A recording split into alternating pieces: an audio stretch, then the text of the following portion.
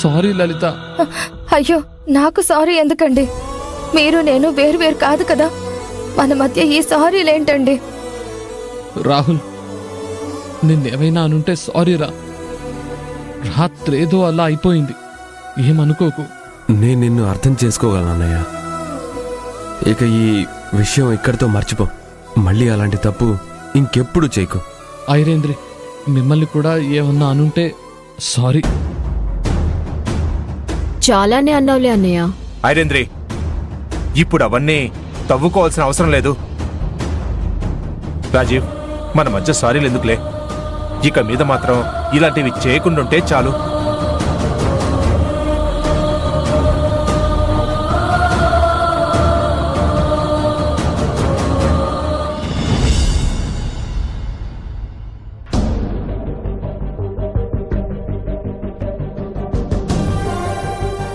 Coffee తీసుకోండి. సరే సరే, అది నేను చూసుకుంటా. No problem. It's okay. నాకొద్దవి. రాజీవ్, నీకింకా పూర్తిగా దిగినట్లేదు. కాఫీ తాగు, దిగిపోద్ది. వదిలే శ్రీకర్, జరిగిందేదో జరిగిపోయింది. ఇక నుంచి ఆ మత్తు జోలికి మందు జోలికి వెళ్ళను. సరే సరే, నమ్ముతా గానీ ముందు కాఫీ తాగు. ఓకే, అలా ఏం కాదులే. It's okay.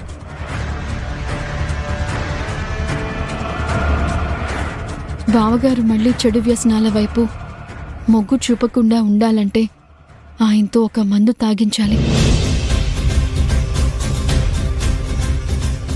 Okay okay. Rahul babu, coffee.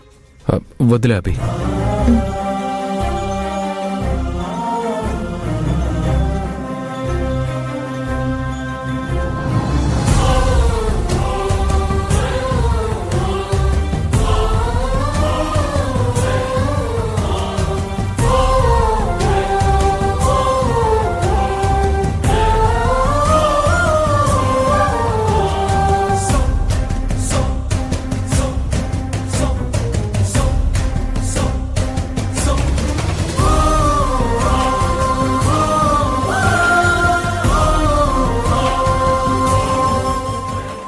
Okay, నేను మళ్ళీ చేస్తాను. రాహుల్ బాబు, ఏంటి? ఇది తీసుకోండి. ఏంటది? ఈ మందు రాజీవ్ బాబు గారి చేత తాగించండి. ఇది తాగితే మళ్ళీ ఆ చెడలవాట్ల జోలికి వెళ్లకుండా ఉంటారు.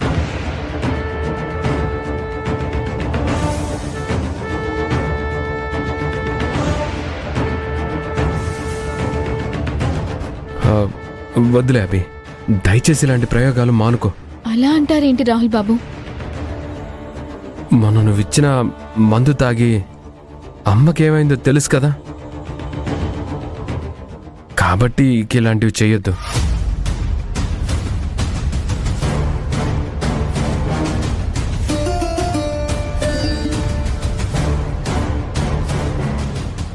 అప్పుడు నేనిచ్చిన మందులో తప్పు లేదు. తప్పుడు మందుగా మార్చిన వాళ్లలోనే తప్పుంది. చెప్తా. అక్క, ఇది తీసుకో అక్క. ఏంటిది? ఇప్పుడు ఈ మందు రాజీవ్ బాబు గారితో నువ్వు తాగించాలి. నేనెందుకు తాగించాలి? ఎందుకంటే మొన్న మధ్య అత్తయ్య గారికి నేనిచ్చిన మందు రాహుల్ బాబు జ్యూస్లో కలిపేస్తే అందులో మీరు కారం కలిపారు కాబట్టి.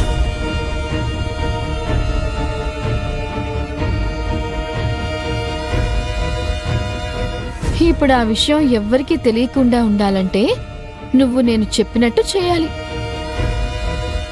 ఏంటి, బెదిరిస్తున్నావా? హెచ్చరిస్తున్నాను. నీ బెదిరింపులకి హెచ్చరికలకి భయపడే వాళ్ళు లేరిక్కడ.